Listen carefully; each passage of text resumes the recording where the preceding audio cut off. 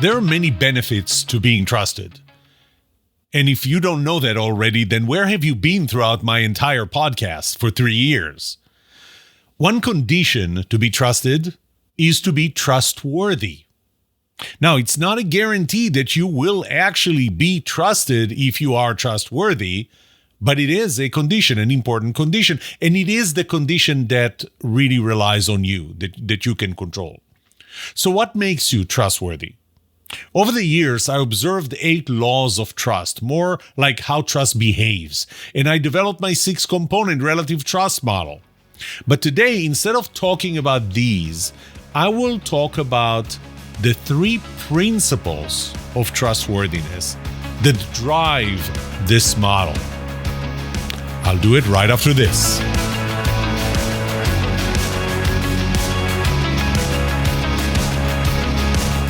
Welcome to The Trust Show. I'm Yoram Solomon, your host, the author of the Book of Trust, and facilitator of the Trust Habits Workshop.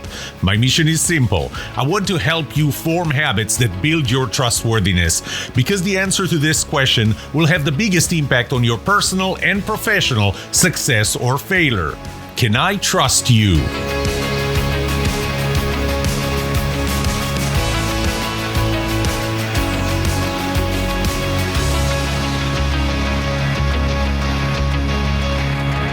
At some point, we became a culture of sound bites.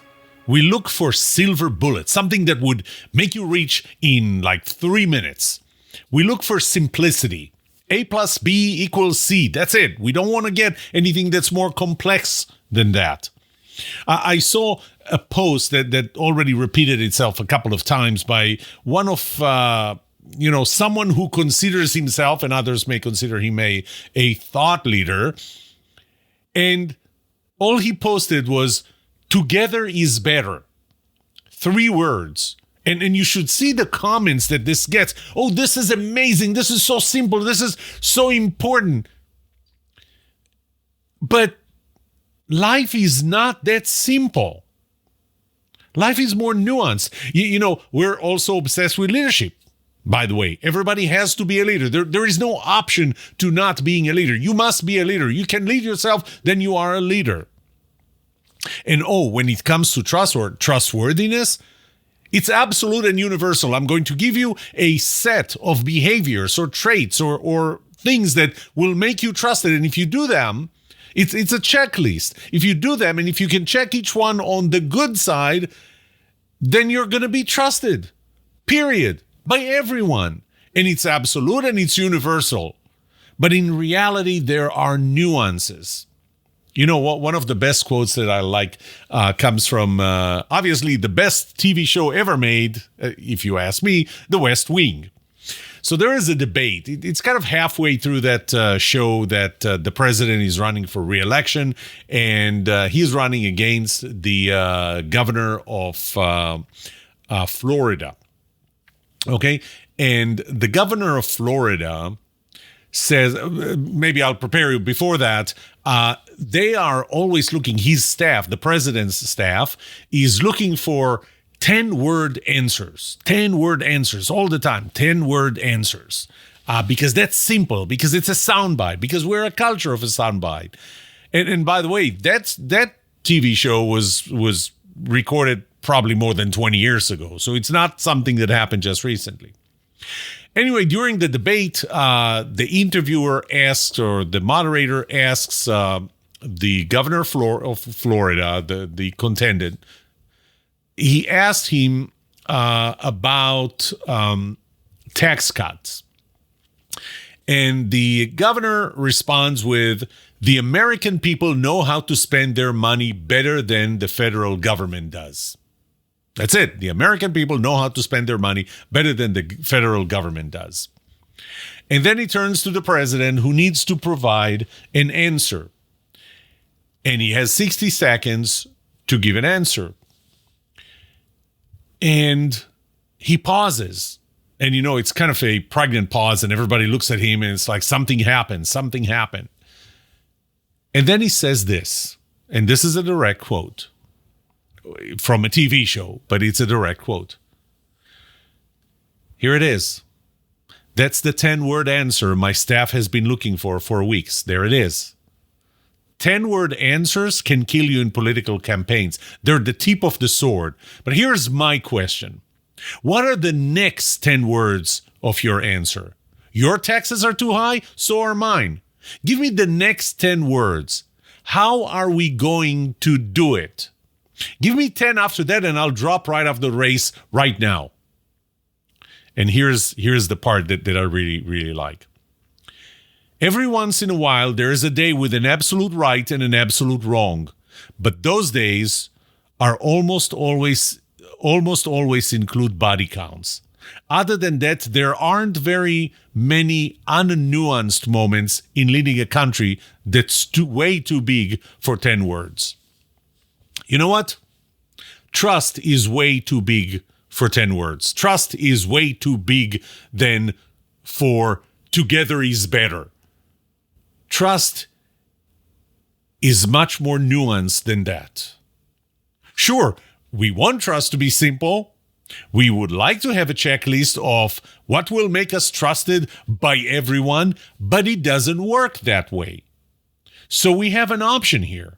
Either to say, I'm still going to take a checklist and I'm going to follow that checklist. I'm going to check all the positives and I'm not going to understand why I'm not as trusted as I want to be, or accept the fact that trust is more complex than 3 words or 10 words or a checklist that is absolute and universal.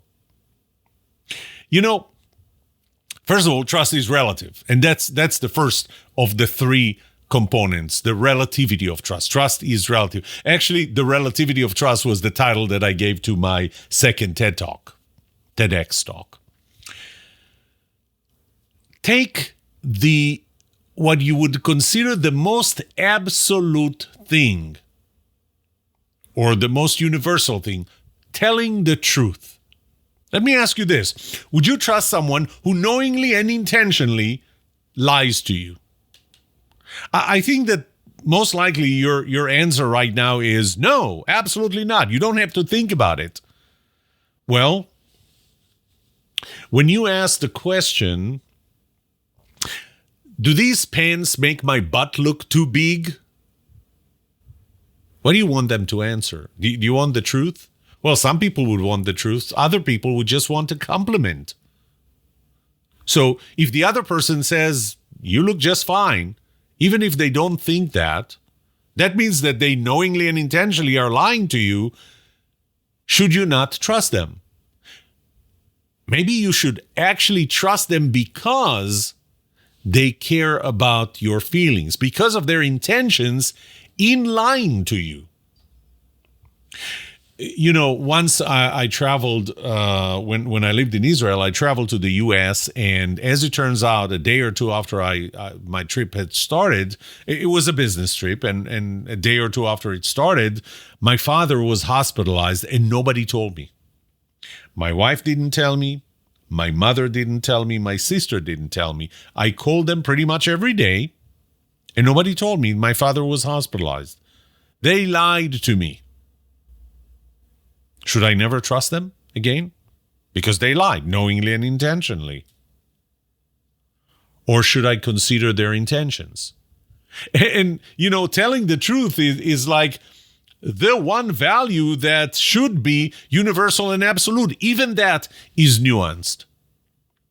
Let alone if we start going into things like risk-taking, procrastination, perfectionism. Those are things that you can't, in an absolute and universal way, say that they're good or bad.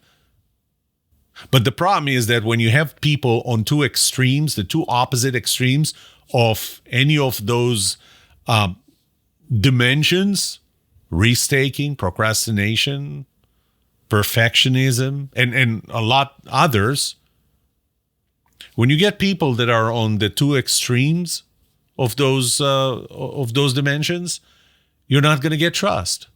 You know, someone who's risk averse, someone who's doing everything they can to avoid risk, will not trust someone who is willing to take risks. They will consider them reckless, irresponsible. and not to be trusted because they take risks that I'm not willing to take. Remember that the level of trust that I need is to bridge between the risk that I'm taking and my risk tolerance. And if my risk tolerance is lower, then, I need a bigger level of trust. And somebody who's risk taker doesn't take that. Sometimes there are cultural differences that cause people not to trust another person. What's obviously culturally correct for me may not be culturally correct for you, so you're not going to trust me. There are contextual differences. When you tell a joke, you know how you can say the same joke to the same person and it's funny one time and another time it's just not funny right now? It's not funny anymore. So there are cultural differences, there are contextual differences. The bottom line is that the same behavior that would cause one person to trust you could cause another person to distrust you. I can even extend this to say the same behavior that would cause a person to trust you in one context may cause them or could cause them to not trust you in another context. The same behavior. So trust is relative. And one of the foundations for you to be trustworthy is to accept the fact that trust is relative. It is not absolute. It is not universal. And because of that, you have to look at every single relationship and every context independently. Now, odds are that some behaviors will affect multiple relationships, but they can even affect multiple relationships in opposite ways. So the implication that the way you become trustworthy is by understanding that trust is relative. It is personal. It varies from person to person. It is contextual. It varies from context to context. And as long as you accept this nuance, you will be able to look at every relationship and see what needs to be done in that specific relationship, in that specific context, to be trusted instead of looking for an absolute and universal checklist.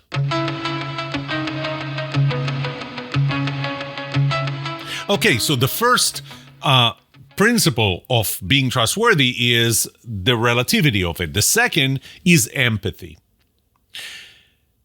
We judge the behaviors of other people based on our own standards of behavior. By the way, we hardly ever hold ourselves to the standards that we hold other people for. One of the best examples is whenever I see someone who complains about somebody else that he sees or she sees texting while driving, they look at their phone. They actually look down from where the car is going, the driver, down to their phone, which is dangerous not only to them, but to me as well. But yet, so they judge others, but yet they would do that every now and then themselves. But regardless, I'm not going to go too far into we don't hold ourselves to the standards we hold others for, but we do judge the behaviors of others based on our own standards. Now, when I use the word empathy, often it's being confused or used interchangeably with the words pity, sympathy, or compassion, but it's not. It really is not.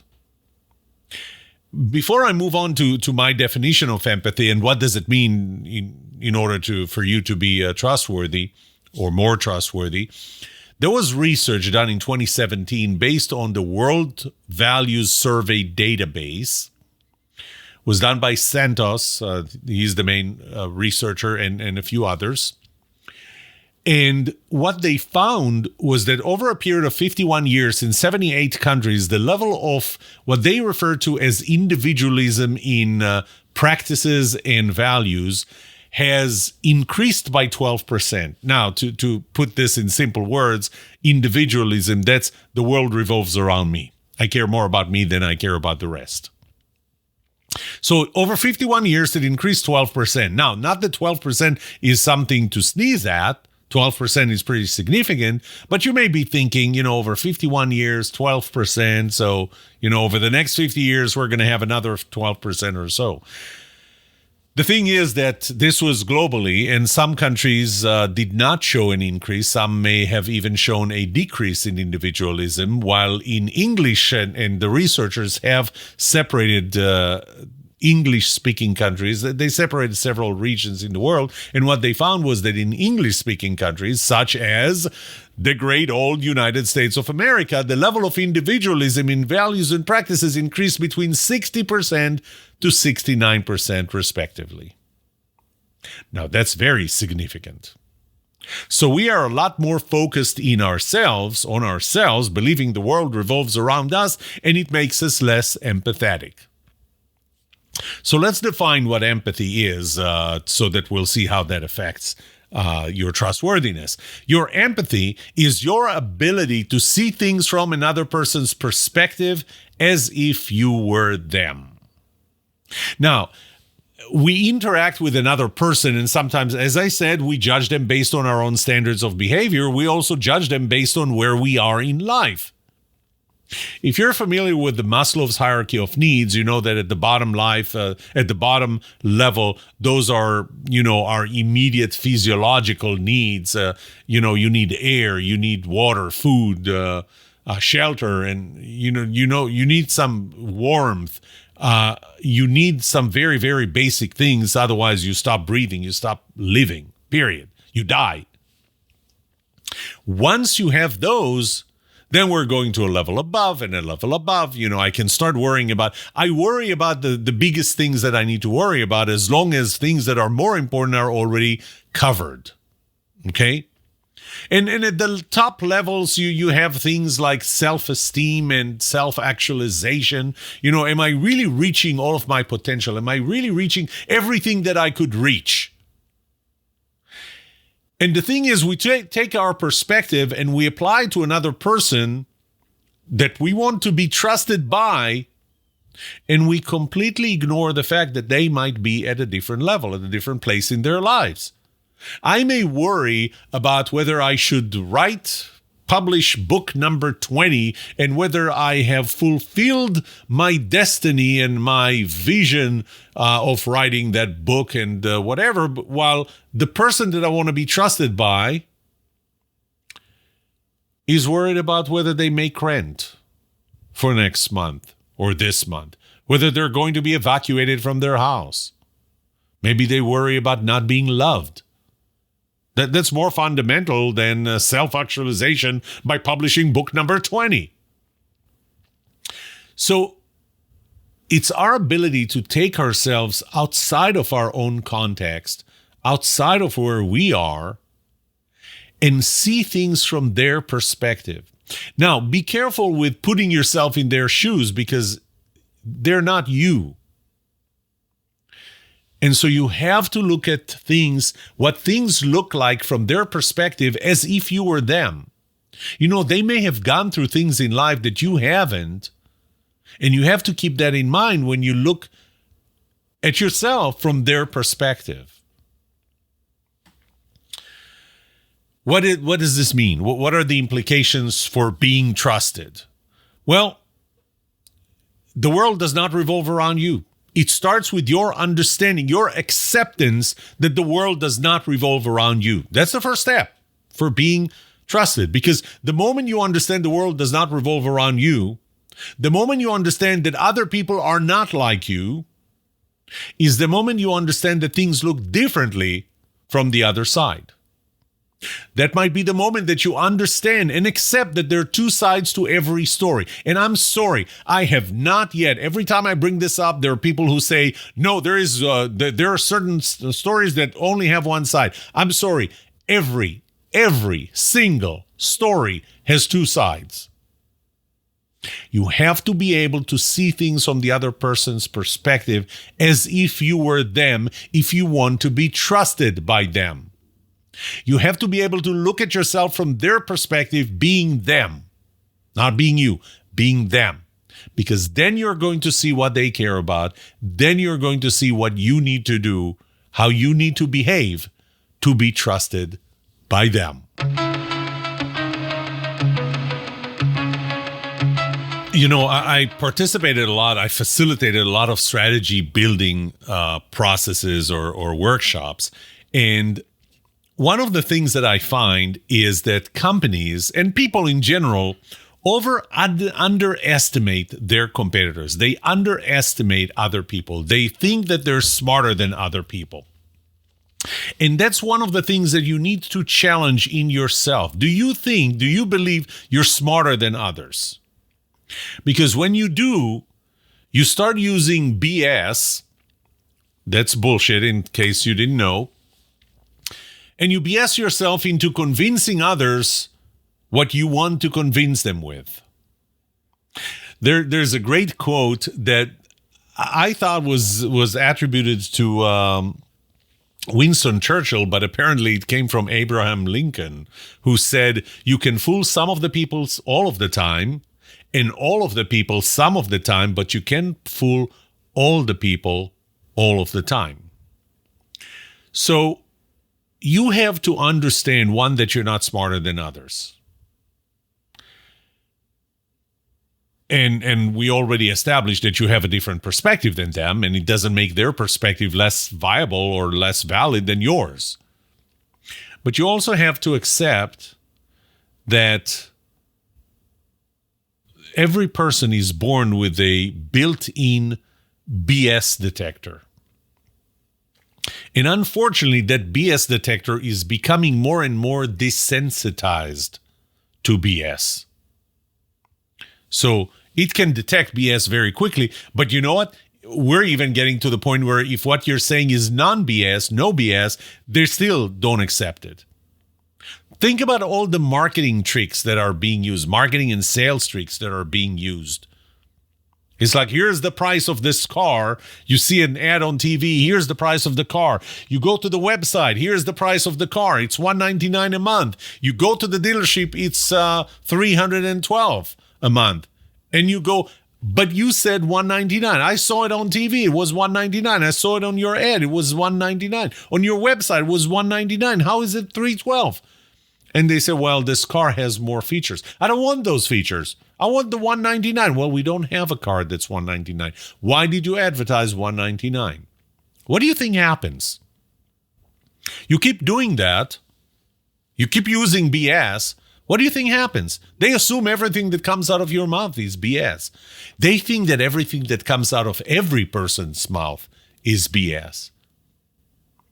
Spam, 56.5% of emails in 2022 were spam emails. 73% were trying to steal your identity and steal money out of you, essentially. What do you think that does? Your behavior is what makes people desensitized to everything that you say. And there's a story that I'm not going to tell now on how I almost missed a very significant opportunity because I didn't believe it was true. What does it mean? What are the implications to be trusted? It starts with do not assume that you're smarter than others.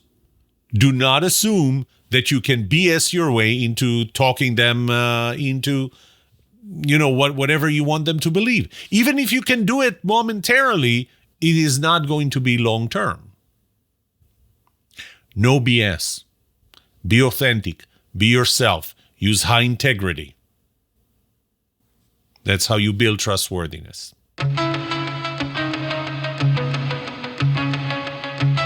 Let's summarize. To be trustworthy is not simple. There is no silver bullet. There is no single checklist. It's not absolute. It is not universal. It's nuanced. There are three principles here. One is trust is relative. It's personal, it changes from one person to another, and it's contextual. The same behavior that would cause one person to trust you could cause another person to distrust you. The same behavior that would cause one person to trust you in one context may cause them to distrust you in another context. The second principle is empathy. The world does not revolve around you. You have to be able to see things from another person's perspective as if you were them, not you. Once you do that, you will know what it takes to be trusted by that specific person. Because once again, trust is relative. It is personal. And the third principle is no BS. Do not assume that you're smarter than anybody else. Do not assume that you can BS your way. When you don't, we have a BS detector. And we will sense that you're BSing. And we will not trust you. So don't BS. Be authentic. Use high integrity, high ethics. Okay, just as a reminder, I started this episode with this. I'm going to close it with this. Being trustworthy. I gave you the 3 principles to becoming trustworthy. It's really the 3 principles to do the work to determine what will make you trustworthy. It's not a finite checklist. You need to create your own checklist. I'm giving you the 3 principles to create that checklist for a specific relationship. But even doing all of that does not yet mean that you will be trusted. Trust law number 8 is that trust, the level of trust that somebody has in you, is the product of your trustworthiness, which is in your control, and their trustfulness. And you don't control their trustfulness. It's their willingness to trust people in general. And that is declining because of everything that I described: spam, scam, marketing tricks, and so on. So it's not enough for you to be trustworthy, but that's the one thing that you can control. And this is why this episode gave you the 3 principles of how you build your own checklist to be trustworthy in a specific relationship, in a specific context. That's it for today. I hope this made you think a little differently about trust. May trust be with you. This was The Trust Show.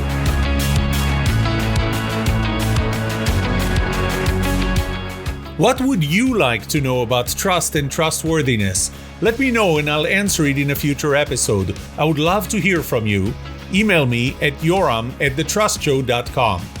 If you like this episode, subscribe to the show so you will automatically get notified when I release a new episode.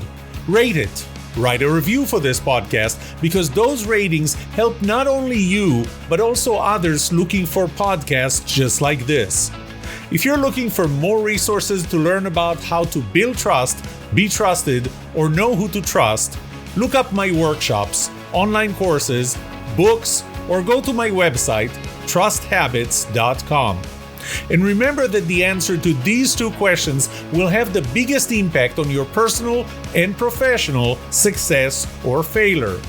Can I trust you? And can you trust me? Thank you for listening or watching The Trust Show.